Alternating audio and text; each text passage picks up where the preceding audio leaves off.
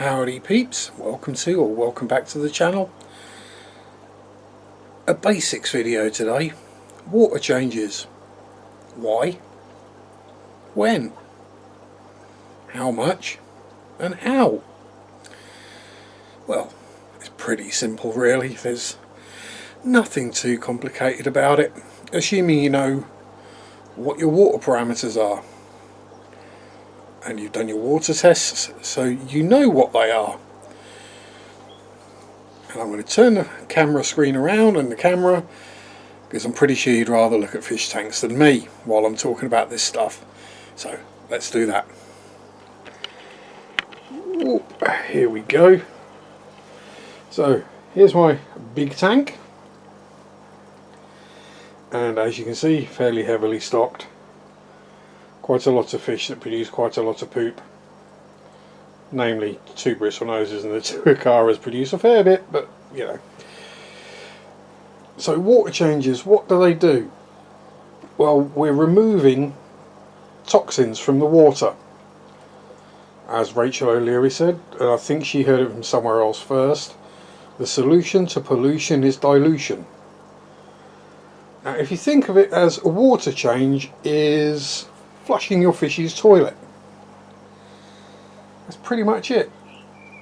I'm keeping the camera on the mollies at the moment because there's usually one of them taking a big old clear out. So in general terms, what you're looking for is a climb in nitrate level in the water. Oh, I'll be very quick because there's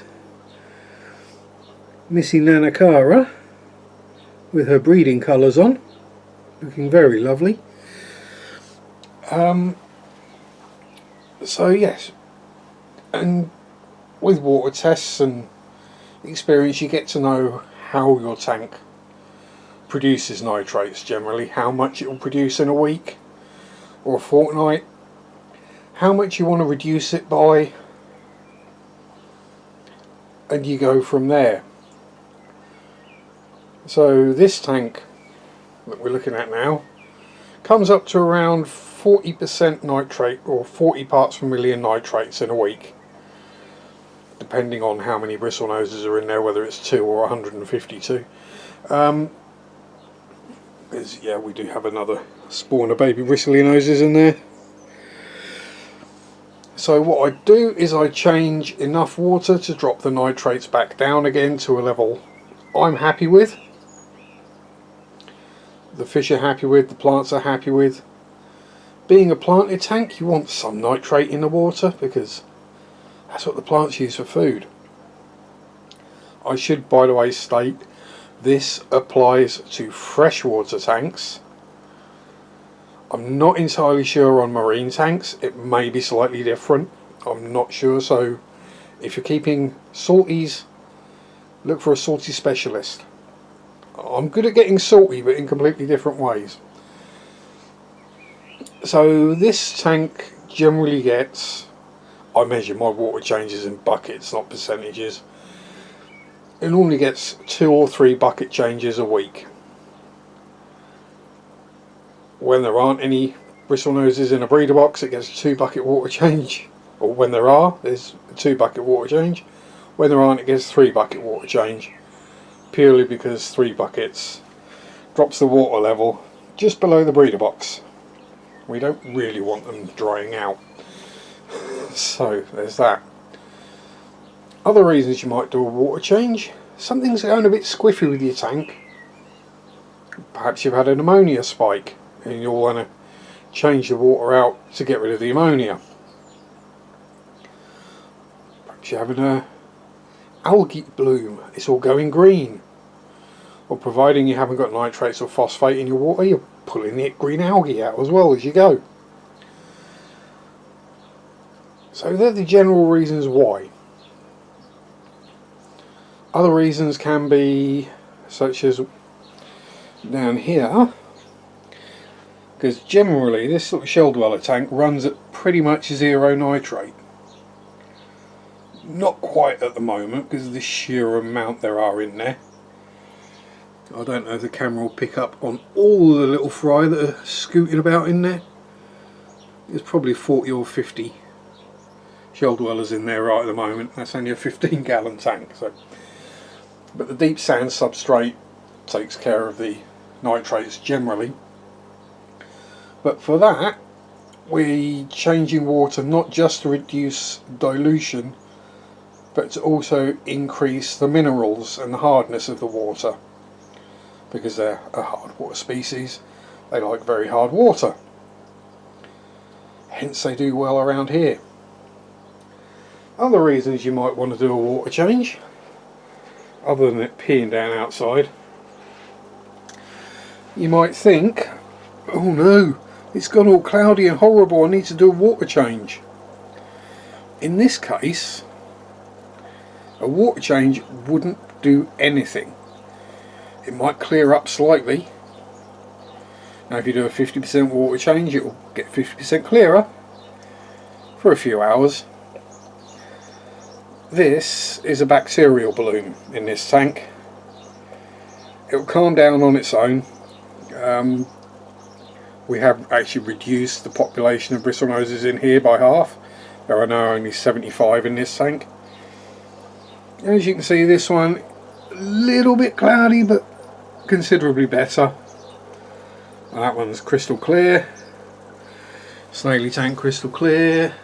Plenty of mulm, and yes, that's not a snail, a snorgy going on. That is just the food is under there somewhere.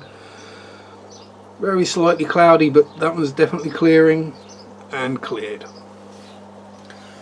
So that's why you would do a water change. And as how much?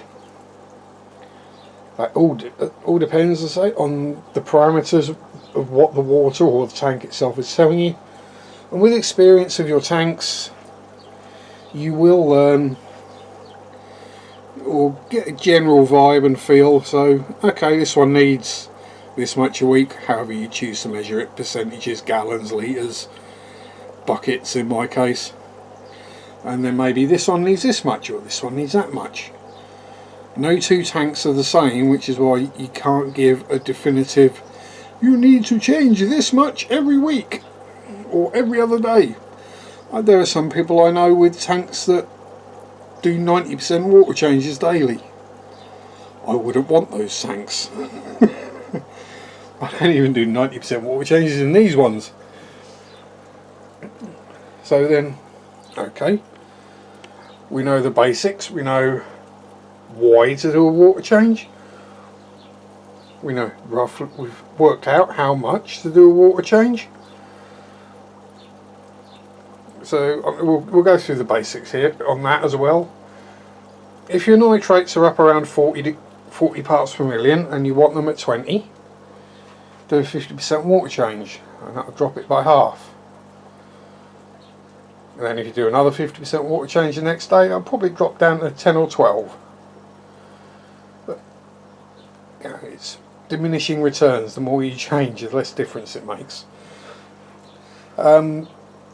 After the first change anyway.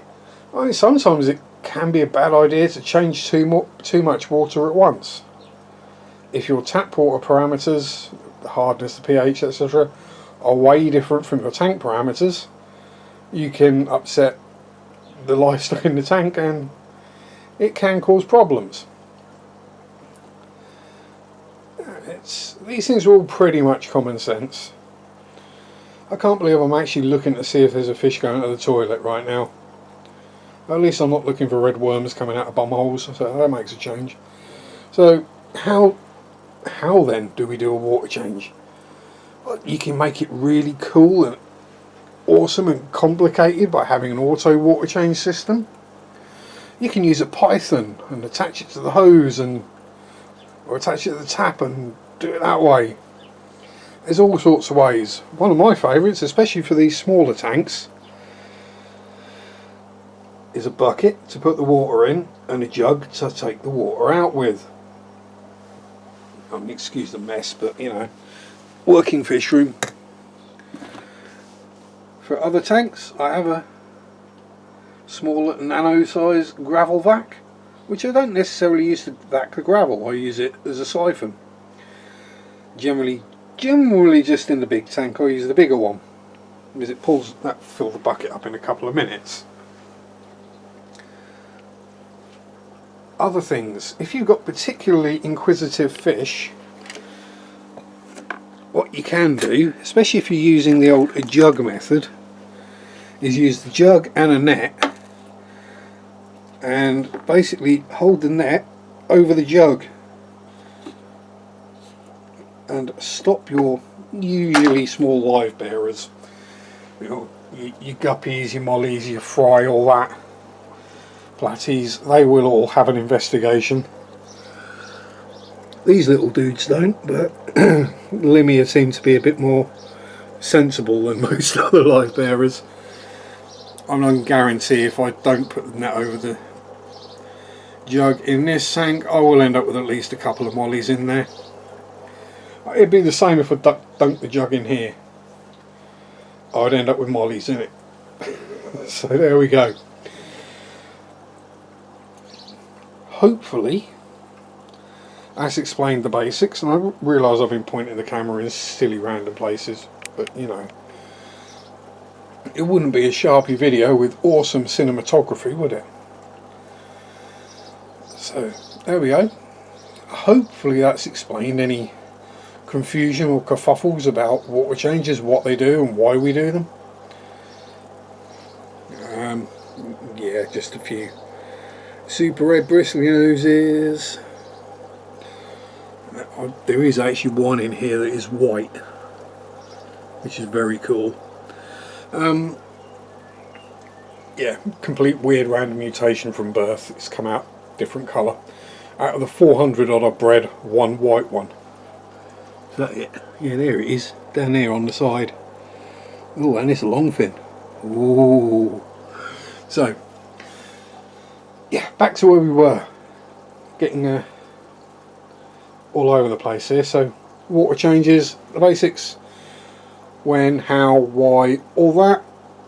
If you've got anything you'd like to add, other than Sharpie, you suck at YouTube and write a script, learn how to edit, stick it down in the comments section down there somewhere. And while you're at it, click that little likey button and click the little subscribey button. And if you're really feeling generous and good and lovely and nice and awesome, you can become a Zach friend. And you can hit the join button as well. There's a memberships, it's one tier and it's £1 a month or whatever that works out in dollary dues, and you too can be a Zach friend. Rest in peace, buddy. Anyway, thank you very much for putting up with me for this long. This was meant to be a short sort of 5-minute video. Have fun, enjoy your hobby, that's the main thing. Peace out. Rock on. Bye bye.